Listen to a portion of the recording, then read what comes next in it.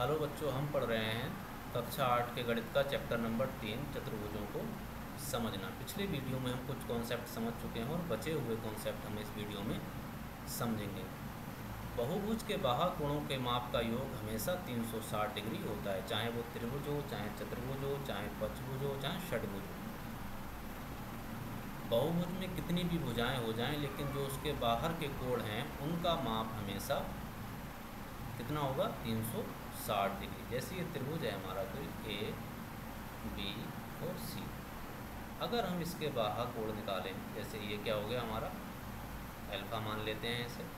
इस भुजा को हमने आगे बढ़ाया, इसको मान लेते हैं बीटा, और इस भुजा को हमने आगे बढ़ाया, ए बी भुजा को आगे बढ़ाया, तो इसको हम मान लेते हैं गामा।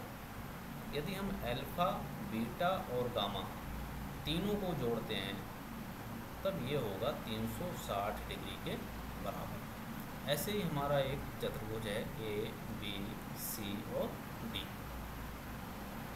यदि हम इसके सारे कोण निकालें, जैसे ये अल्फा, ये बीटा, ये मान लिया गामा और ये वाला हमने मान लिया डेल्टा। अगर हम इन सबको जोड़ेंगे alpha, beta plus gamma plus delta, तो ये क्या आएगा? 360 डिग्री। ये चतुर्भुज था। त्रिभुज, चतुर्भुज, पंचभुज, षटभुज कोई भी हो, सबके बाहर के कोणों का मान कितना होगा? 360 डिग्री। जैसे इसके कोण ये बन रहे हैं, ज़्यादा भुजाएं होंगी तो बाह्य कोणों का मान कम होता चला जाएगा, लेकिन अगर हम उनका योग करेंगे तो वो हमेशा 360 डिग्री ही आएगा। ठीक है, अब हम पढ़ेंगे चतुर्भुजों के प्रकार। कितने प्रकार के चतुर्भुज होते हैं? पहला होता है समलंब चतुर्भुज।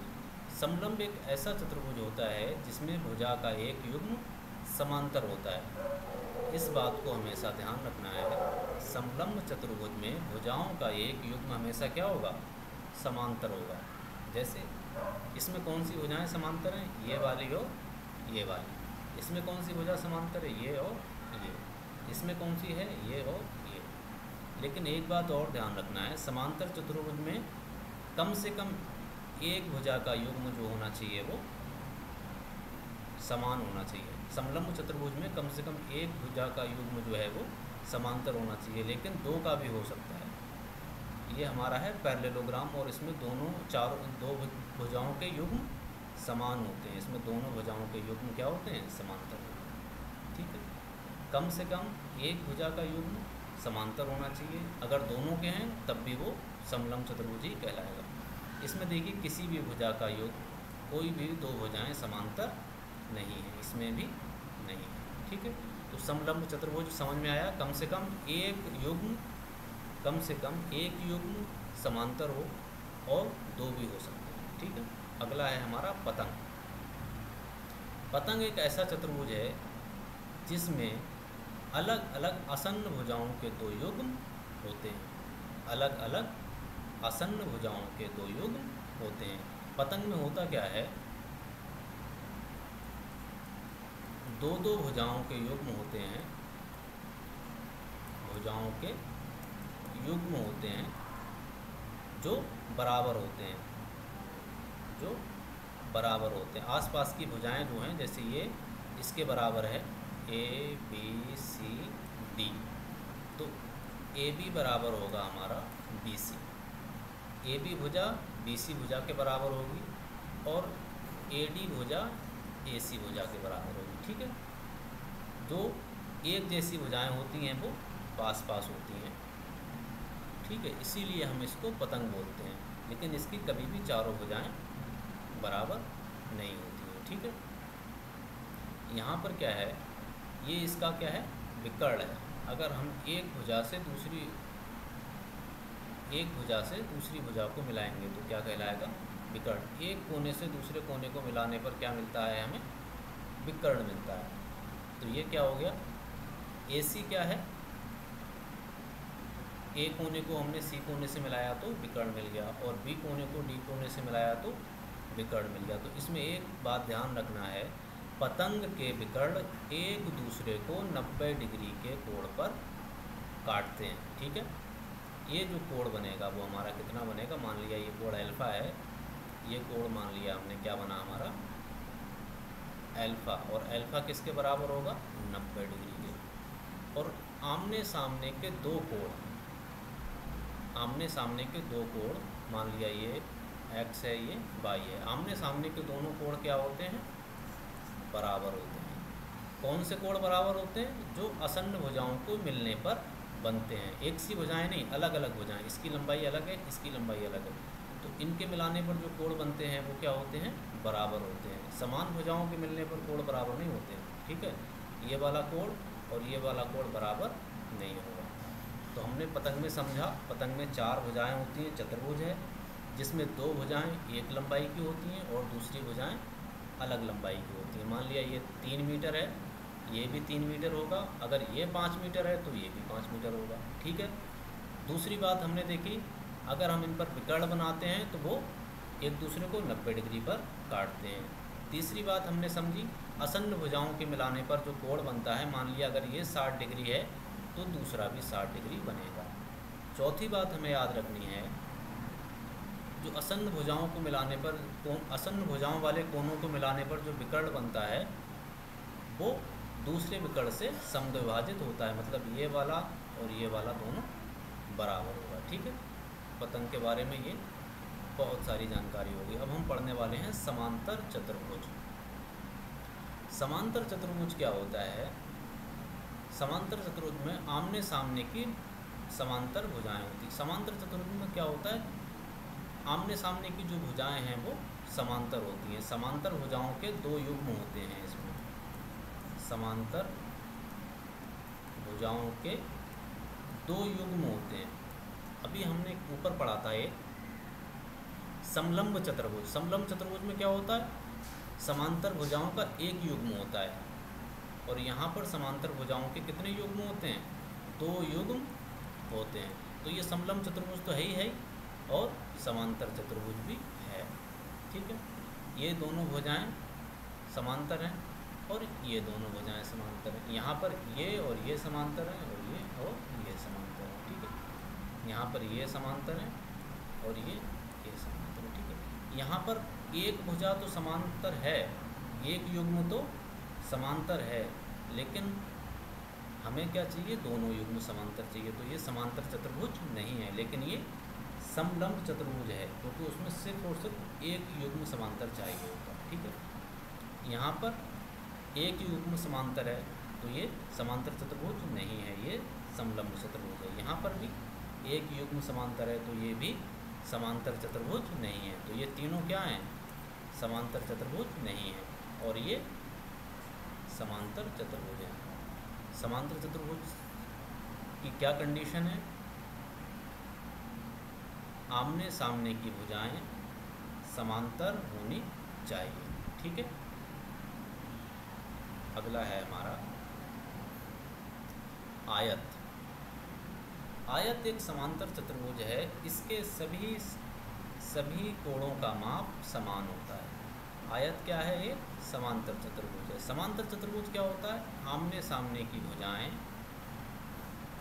समान होती हैं, A B C D. A B भुजा यहाँ से यहाँ तक बराबर होगी बी सी भुजा के, और ए डी भुजा ये वाली किसके बराबर होगी, बी सी के, ठीक है। इसमें आमने सामने की भुजाएं क्या होगी, समांतर। और दूसरी बात क्या है, जितने भी कोण हैं सभी कोणों के मान कितने होंगे, समान होंगे। किसी भी चतुर्भुज के तीनों कोणों का योग कितना होता है, 360 डिग्री। और यहाँ पर कितने कोण बन रहे हैं, 4, और सारे के सारे क्या हैं, समान। तो हर प्रत्येक कोण कितने का होगा, 90 डिग्री का। ये बात ध्यान रखना है। चतुर्भुज के आयत के सभी कोण 90 डिग्री के होते हैं, बराबर होते हैं, और आमने सामने की भुजाएं समांतर होती हैं, ठीक है। दूसरी बात इसमें ध्यान रखना है, विकर्ण, इसके जो विकर्ण हैं AC और DC, ये क्या करते हैं, एक दूसरे को समद्विभाजित करते हैं। आयत के विकर्ण एक दूसरे को समद्विभाजित करते हैं। ठीक है, ये बात ध्यान रखना है।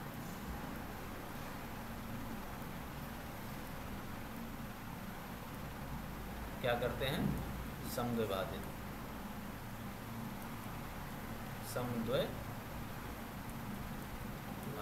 मेरी हिंदी इतनी अच्छी नहीं है तो देख, समद्विभाजित करते हैं। दूसरी बात क्या है, अगर आयत का परिमाप निकालना है हमें, आयत का परिमाप निकालना है तो कैसे निकालेंगे हम, आयत का परिमाप। सबसे पहले तो समझ लेते हैं कि परिमाप होता क्या है। परिमाप क्या है, आयत के चारों कोनों की दूरी होती है। जैसे हमने यहाँ से चलना शुरू किया, यहाँ पहुँचे, फिर यहाँ से यहाँ पहुँचे, यहाँ से यहाँ आए, फिर यहाँ आए। अब हमने ये दूरी पूरी नाप ली, तो जो दूरी चले हम वो क्या होगी, परिमाप। मान लिया ये L है, ये L है, ये B है और ये B है, तो हम कितना चले, L, फिर चले B, फिर चले, फिर हम क्या चले, L, ठीक है, फिर L, फिर B, तो ये क्या हो गया 2L + 2B, तो ये हो जाएगा 2L + B। ये हमारा क्या हो जाएगा, आयत का परिमाप। ठीक है, अगर आयत का हमें निकालना है, आयत का क्षेत्रफल, क्या निकालना है हमें, क्षेत्रफल। तो आयत का क्षेत्रफल क्या होता है, लंबाई गुणा चौड़ाई। तो लंबाई क्या है L और चौड़ाई क्या है B, तो क्षेत्रफल क्या हो जाएगा हमारा L। ठीक है, अगला है हमारा वर्ग। वर्ग एक ऐसा आयत है जिसकी सभी भुजाएं बराबर होती हैं। ठीक है, आयत के लिए क्या जरूरी है, आमने सामने की भुजाएं समांतर हों, लेकिन अगर उन सारी भुजाओं को बराबर कर दिया जाए तो वो क्या बन जाएगा, वर्ग बन जाएगा। तो ये सारी भुजाएं क्या हैं, बराबर हैं। तो आयत वर्ग की सारी भुजाएं बराबर होती हैं। ये क्या है, A B C D, तो AB बराबर होगा BC के और BC बराबर होगा CD के और CD बराबर होगा AC के। और मान लिया इसको A, अगर ये एक भुजा की लंबाई A है तो बाकी सब की लंबाई भी A ही होगी। ठीक है, दूसरा है, हम इसका विकर्ण निकालेंगे। हमने अपोजिट भुजाओं को, अपोजिट कोणों को मिला दिया, C से B को मिला दिया और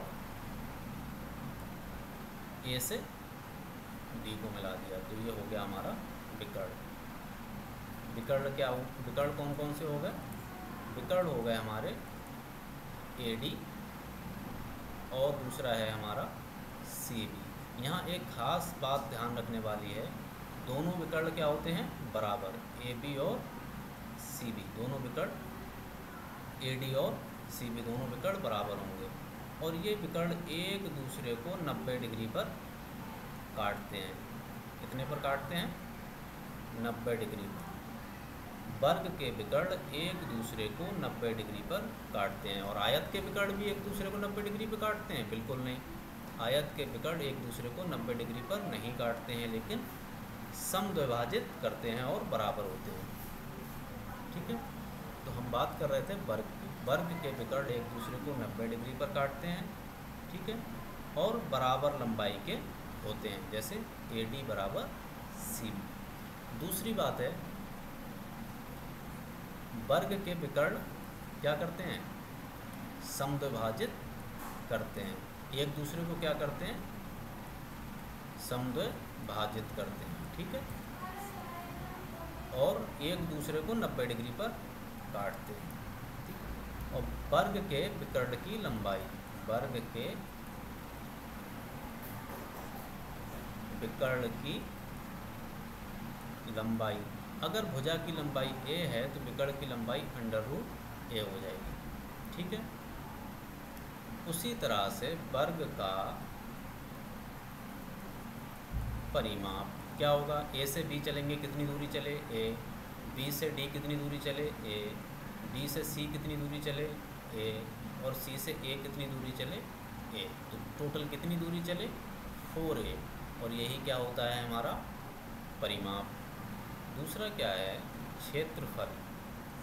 क्षेत्रफल क्या होता है, लंबाई गुणा चौड़ाई। लंबाई कितनी है a, चौड़ाई कितनी है a, तो क्षेत्रफल कितना हो जाएगा a²। परिमाप हमारा आएगा मीटर में और क्षेत्रफल आएगा हमारा मीटर स्क्वायर।